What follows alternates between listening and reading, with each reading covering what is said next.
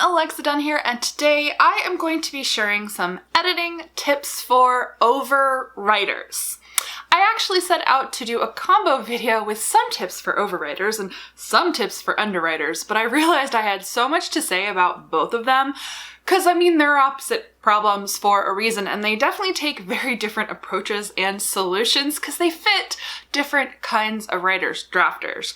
Though you can technically be either or both on different projects, but I find most of the time we will fall squarely into one camp. So in this video, I am going to focus on the issue of overwriting. When your book is just way too long. It can be, it's just way too long for your genre. So maybe you write middle grade and your book has somehow ended up being 80,000 words, or you write YA contemporary, but it's 120K, or really any book over 100K, given the way agents are with longer books, especially for debuts. You can watch my entire video on word counts, by the way, for that. You're gonna have to do some serious revision and trimming, and it's overwhelming, especially when you feel you can't possibly cut everything. Like, the story is. Sometimes yes, sometimes no. Now, all the things I'm gonna go over, it's not one size fits all. You're not gonna just checklist through all of these things and have to do all of them. In some cases, you might only need one or two of these tips and they will solve your problem, so to speak. I do have the most personal experience with overwriting. I am definitely an overwriter just because I don't skip scenes as I write chronologically, and I just definitely write long. The longest I've ever ended up on a draft is about 110,000 words, but I have then managed to trim that manuscript and other similarly kind of long manuscripts down to a word count that was better for agents or editors. And this said, sometimes it's not strictly just about bloated word count as an overwriter. Sometimes it's finishing a draft and realizing you have a tension problem or a pacing problem. People aren't reading it the way that you want to. You're not getting the response you want to.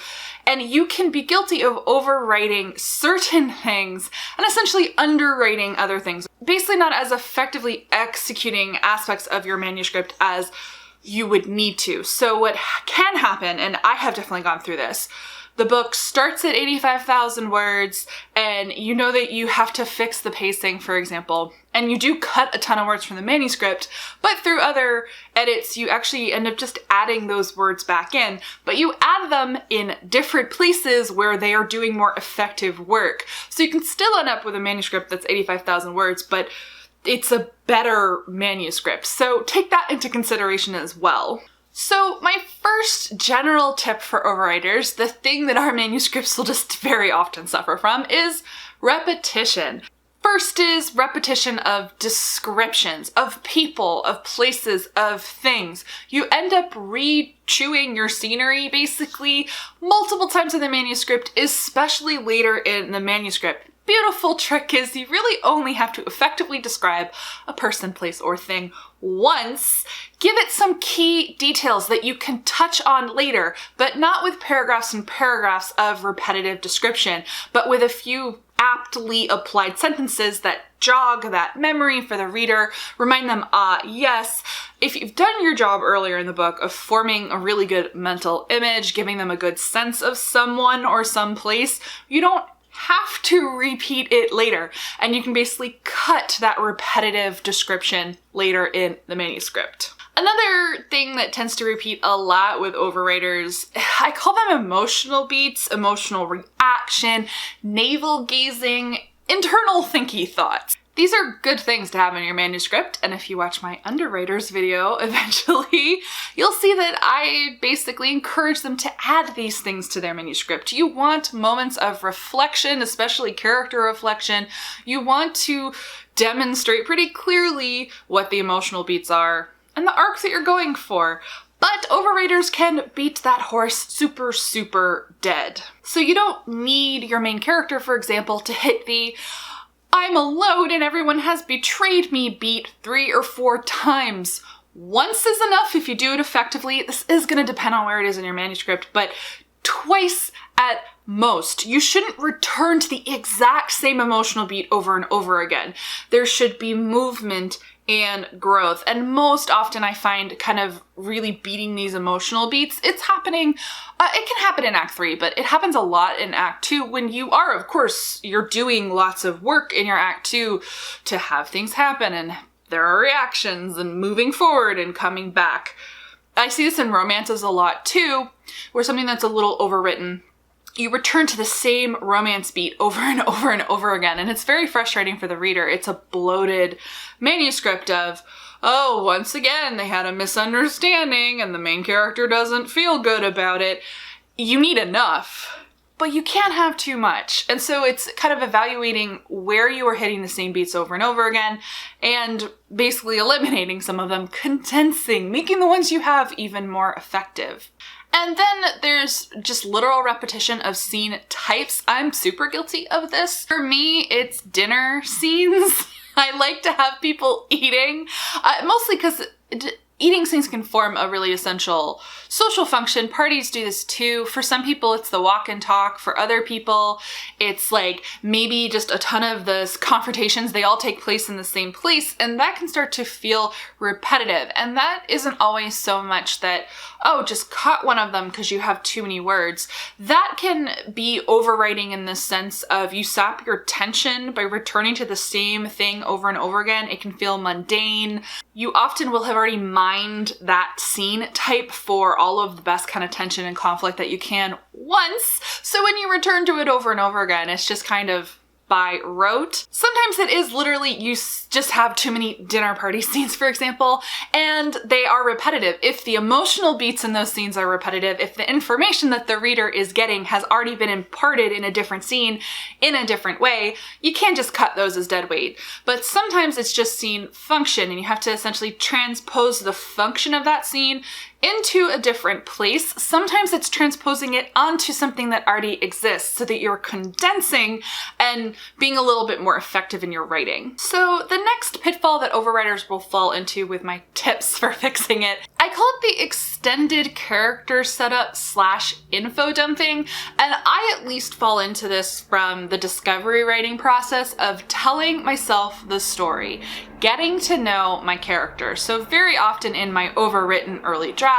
there's just a lot, particularly in Act 1, of getting to know the characters, getting to feel out their relationships to each other, getting to know the world. And none of this is bad work to have done.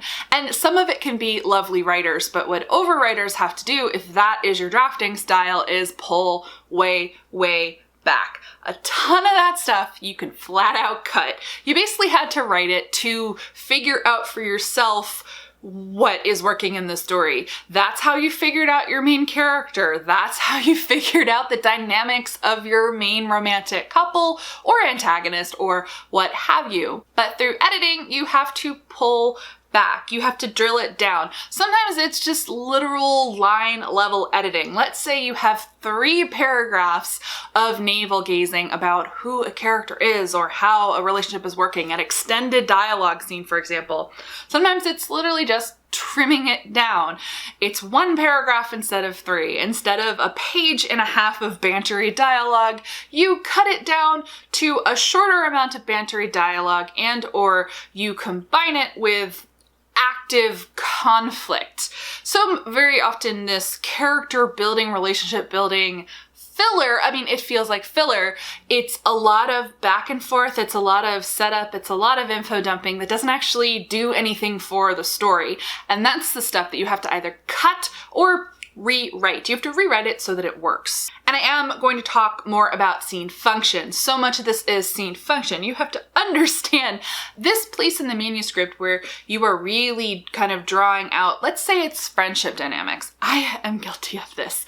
You just have a plotting scene, maybe they're eating because that's what I do, and you have back and forth and you have them cracking jokes and it's an interesting interaction, but you have to think, what is the function of the scene and how does it progress the plot forward? And sometimes you just have to sacrifice things to the cutting room floor because they don't do anything. But I mean, it does something for you as the writer because now you have it internalized in the back of your brain who these characters are, what their dynamics are, but it doesn't necessarily need to stay in the book. I find very often writers who are like, I can't cut things, everything's precious. You can actually cut that kind of stuff. It just hurts. It really, really hurts. We've all lost a line or a page or a scene or even a chapter that we loved writing, we loved what it did, but if it no longer fits in the story, effectively in the story, it's gotta go. This can play into the repetition thing as well, by the way. It could be that you have multiple scenes, different scenes, where they're really similar in terms of those character beats, those emotional beats that you're hitting. And it's just about condensing. It's saying, okay, I have this scene here, and then I change venue and I have the same character, have the same interaction with another character. They're just hitting a slightly different emotional beat. What can I do to make one scene between those characters that hits both emotional beats in the same place, makes it richer, makes it more effective? I did a ton of that in The Stars Be Still, where it's just, there were repetitive emotional beats or they were a little too similar, and I had to find more creative ways to combine those ideas and feelings and conflicts into short, effective scenes. And as part of that, I've also done this on both books. There's always a scene or a chapter early on in my books, and you might do this well as an overwriter, as part of this as a discovery writer, where nothing really happens. It's all character development primarily, and it's not bad, but it's not necessarily active enough. It's not doing anything. It's not raising the stakes. It's not building tension. So you can literally take, I do this all the time, the mechanics of the scene. I end up copying and pasting a lot of the dialogue from these scenes. It's the same character setups, but I literally transpose it onto something more interesting. I mean, that's a trick you can use at any point in the book, but I often do this in the beginning. I especially do it in like chapter 2, 3. It's the scenes that are leading up to the inciting incident inevitably, where they were essentially a little too inert. They felt right at the time I was drafting them, but in revisions, knowing the entire picture of the plot, that is when you find ways to go, okay, I need it to feel like there's a little rising tension up to my inciting incident.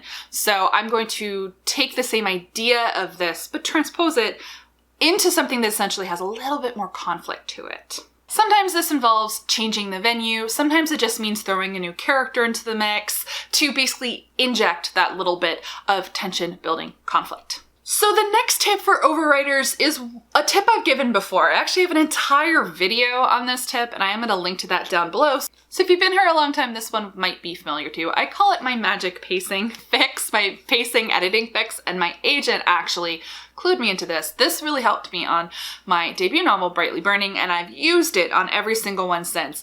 Anytime I have a pacing problem where a section of my book is overwritten, there are too many words, too many notes, and you can do this for an entire book as well. Like, let's say your book is 100, I kind of did this. Like, let's say your book is 105K, and you know that if you can get it a little closer to 100K, you're just going to do better in queries. Try this. This is when you genuinely know, feel in your bones, you can't cut anything. No transposing, no cutting scenes, but you gotta lose some words. So this is when you're essentially doing a very thorough line edit. Pay attention, line by line, paragraph by paragraph, to the words on the page, and you look for any opportunity to trim. It is honestly painful, but you remind yourself as you're doing it, this tiny cut, I'm cutting 5 words here, that is gonna add up, and it really does add up. Checking on your word count every 30, 50 pages or so that you can feel a little bit accomplished. So look for spots where maybe you describe something in 3 sentences and you can find a way to do it in 2. Look for very long paragraphs. My agent talked to me about the literal reading experience of an editor in our case. Long paragraphs without a lot of breaks, it can kind of exhaust a reader and it can give them an excuse to stop reading. Sometimes it's just breaking up a really long paragraph into shorter paragraphs. You're basically, in improving the flow of the reading. And often in doing that, while you're doing the, I say this in 5 lines, I can definitely condense this to 3. Some of those longer paragraphs are going to become shorter. And slowly but surely, you're going to trim words. Same thing on the repetition. This also helps here. You're brutal with yourself on individual lines. I really nail the emotional beat in these 3 lines in chapter 5. And I see that I come back to the same idea in the next chapter in 2 lines, and they're just not as strong as those 3 lines. I have to be confident that I nailed and got across what I wanted to in that previous chapter. I'll cut this instance of repetition here, and I save myself 2 lines. Sometimes it's an entire paragraph. I've done that with entire paragraphs when I realized, oh, this navel-gazy little flashback I thought was poetic and beautiful. It's not actually doing anything. I can save myself 100 words, and then you do. So slowly but surely, this is a way to trim down something that's overwritten. Next huge thing I find in overwritten manuscripts, certainly mine, I've talked about character soup before. You have too many characters, there's too many detours with these additional characters, there's scenes and navel-gazing involving these characters that don't substantially contribute to the conflict, stakes, character arcs, main plot, scene, function, etc. There can also be extra subplots involving these characters, so you just have to be really, really brutal with yourself in making strategic cuts. Condensing characters or eliminating a character who isn't really doing much can be a pretty magical solution sometimes to too much word count. Because you're removing character introductions, you're removing extra scenes between your main character and that character, you're condensing scenes of dialogue because either they don't happen anymore, or because you've given it to another character, you don't have to have a 3rd person in that scene anymore. There only has to be 2. When you do the condense function, so this is where you can look for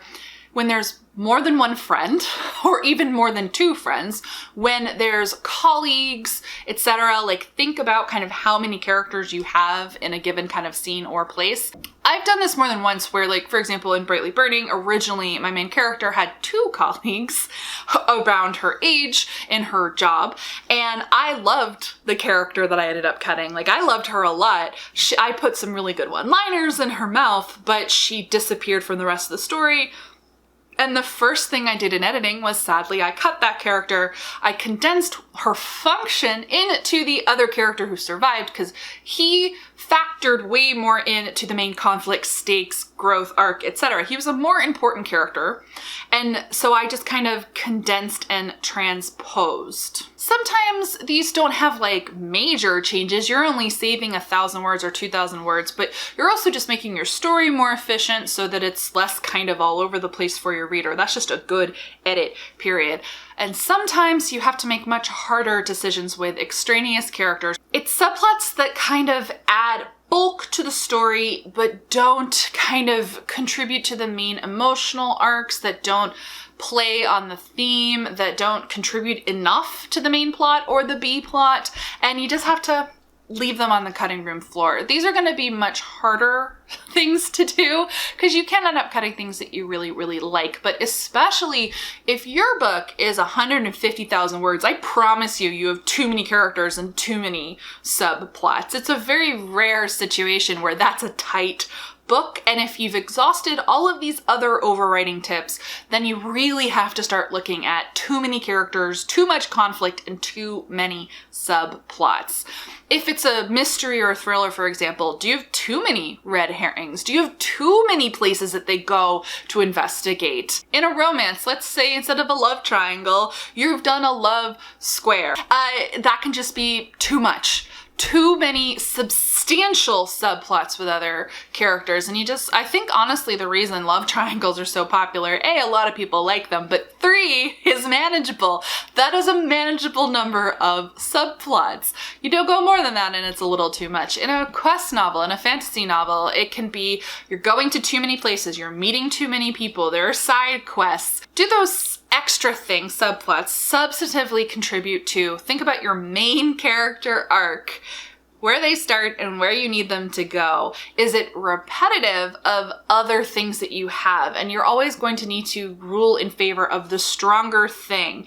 Sometimes that's going to mean cutting something that you really, really love. It's just not working. So now we're going to talk about scene function.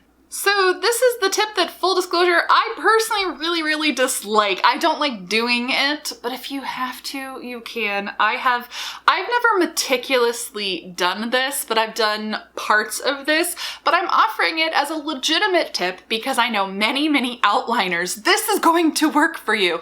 The people who like to pin down their story in this way. I have done this on like a micro level within an act. I've never done it for a whole book because it hurts me inside, but still.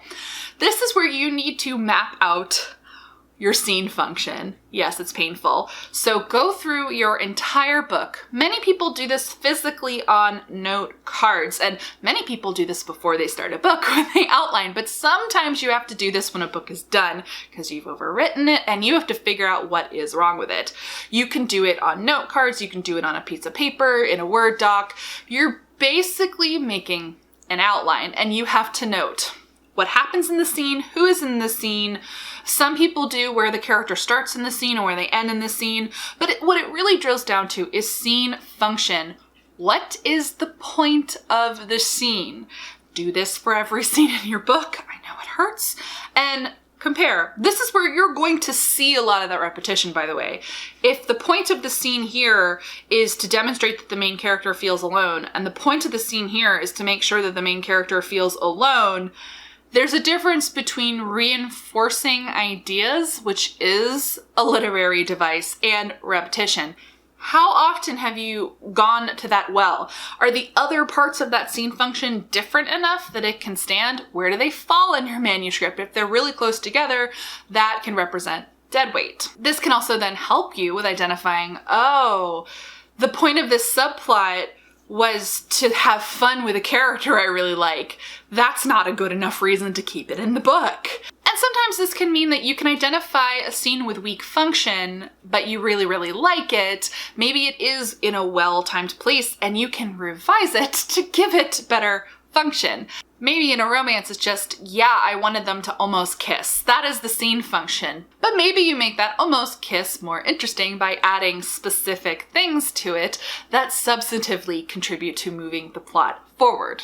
Essentially, as an overwriter, you have to look for the spots in your manuscript where you go too long between essential scene function, where you've overdone it on filler, you've overdone it on kind of quiet moments, or just kind of fun scenes. You always have to come back to, what is this actually doing? Am I building tension?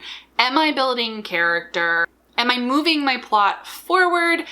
Alongside, am I giving my reader the kind of breathing moments and the emotional reflection moments? Underwriters, of course, tend to have the opposite problem. I find that they are usually lacking some of those reflective moments, the breather moments. Overwriters, often we have too many of them. So my last tip for overwriters, sometimes we can't see the forest for the trees. It is hard for us to really see our manuscript the way that it is being read. There's a reason we feel that everything in it is essential, because it is to us. So this is where you need to have a friend, a critique partner. You need to give them your manuscript, but you have to be very specific when you ask them for feedback. Partly because some people aren't going to want to tell you this. So what you have to ask them, because you know that you're an overwriter, you have to ask them places where they started skimming. Tell them to be honest with you, to like tell you the pages where it's like, yeah, I like skimmed these 3 paragraphs because I got really bored. And that's the second question. Where are they bored?